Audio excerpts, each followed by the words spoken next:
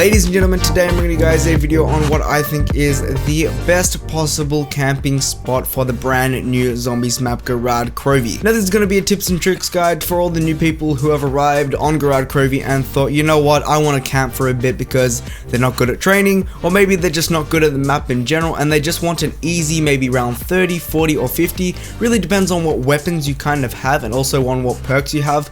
But in today's video I'm going to be showing you what I think is the best possible camping spot, and I'm also going to be telling you the perks you're going to need and the guns you're going to need and just everything in general that you're going to need for this camping spot strategy to be successful. So hopefully you enjoyed this video. If you did, be sure to drop a like on it, shows you guys really supported my videos. Subscribe to the channel if you are new, just to stick around for some more zombies content, and comment down in the comment section below what you thought about the strategy and if it is effective for you when you are in game. I'm very curious. Comment it down in the comment section below. But without further ado guys, let's get into it. So starting off with the location itself, pretty much where it's located is on top of power. So you walk into the power room, you go up the stairs, and where the dragon command is, where you can call the dragon to go to Pack-a-Punch, you can just pretty much camp there for as long as possible. This is going to be the spot you're going to be using for most of the game, and it's really good. You just kind of got to get your head around the location itself. I mean, there's two platforms you can go on. You can go on the left one or the right one. I tend to go on the left one just because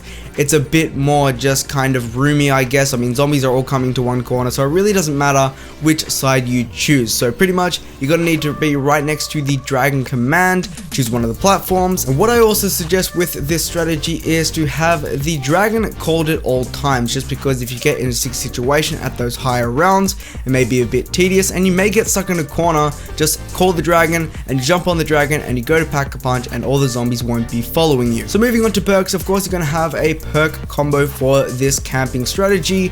Now the perk combo I have chosen today is Juggernaut, Quick Revive, Double Tap and Speed Cola. You're not going to need Stamina Up, you're not going to really need Widow's Wine, Electric Cherry. You're just going to need those 4 essential perks because you're really not moving around, and when you are moving around you're either using certain weapons to make you move faster, or you're just kind of sitting in one location and you really don't need Stamina Up for this strategy. So those are the perks I do suggest. But if I was to give you guys a little bit of a pro tip, of course use a Perkaholic, because that is just overpowered and it does give you all the perks on the map. There's 9 perks on the map, and with having all those perks you're gonna be pretty much unstoppable to go down or just to end game in general. So with perks out of the way, of course you're gonna need a few weapons. Now let's say you have a Perkaholic and you have Mule Kick, you're gonna need 3 weapons. But if you don't have a Mule Kick, you don't really need 3 weapons, but it is just a little bit of an extra push to have 3 weapons. Okay, so with the guns, for your primary weapon, what you're gonna need it to be is actually the Ray Gun Mark 3s. This strategy is pretty much impossible without these weapons. You're gonna need it to slow down zombies,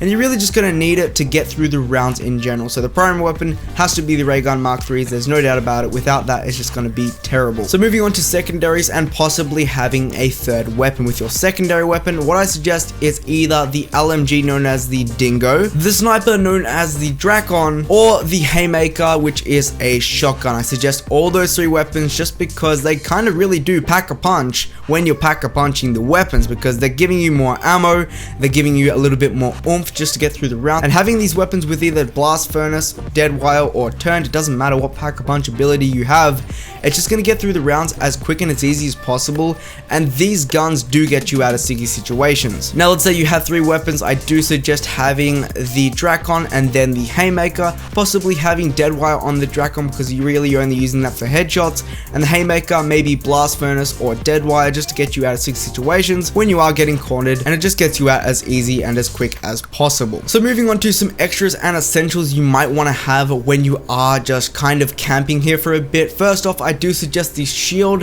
the zombie shield you can get on the map. You don't have to upgrade this. Upgrading it is a bit of a waste because this shield is overpowered and it doesn't really need an upgrade, so I do suggest having the shield. It's pretty easy to make. Also, what I suggest having just to make this strategy pretty OP is having the Gauntlet of Siegfried. Pretty much what this does, it's a specialist weapon. If you guys remember from Zetsubou no Shima, you would have the Skull of Non-Subway. This is pretty much a GOROD KROVI spin-off of it, and it's pretty much overpowered. You have your dragon that you can use with your left bumper, and if you're using your right bumper, you're pretty much just boosting all over the place. It gets you out of 6 situations. If you're about to go down, whip this out real quick and easy, and you're out of there as quick and easy as possible. It's really overpowered overpowered, and this thing doesn't lose any damage or just like go really bad throughout the rounds because it is a specialist weapon. There's going to be moments where you will need to boost around that little control panel area just to get you out of stick situations or just to have fun with it in general. I like to do that at the start of the round because drones start to spawn in, and by using that it just makes everything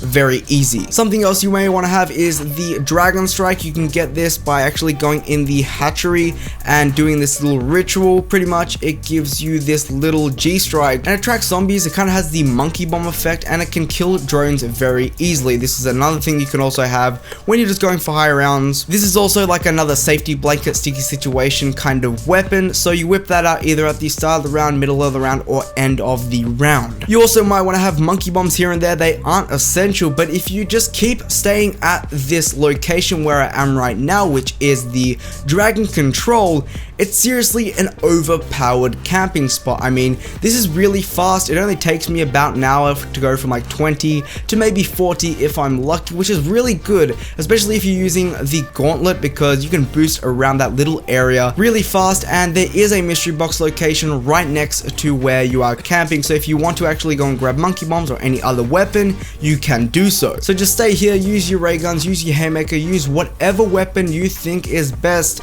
just to get through the high rounds, and you're pretty much going to be getting to 30 to 40 to 50 real quick and easy. Now I do want to say that the ray guns start to kind of die down in the power at the higher rounds, such as 40 plus, maybe 50 plus, and you may not want to use this strategy for those type of rounds. So when you are getting to 40, when you are getting to 50, go and train down in the little bunker where you actually go and build the shield, because when you are using the strategy at like 50 plus, it's not going to be effective because the ray guns will just be pretty much bad and they're not going to help you in any way, shape or form. But that's going to be today's video. Hopefully you enjoyed it. If you did, be sure to drop a like on it. Shows you guys really supported my videos. Subscribe to the channel if you are new to stay up to date with all my zombies content, and comment down in the comment section below what you thought about this strategy and if it helped you out in any way, shape or form. I'm very curious. Comment down in the comment section below. But that's pretty much going to be the video today, guys.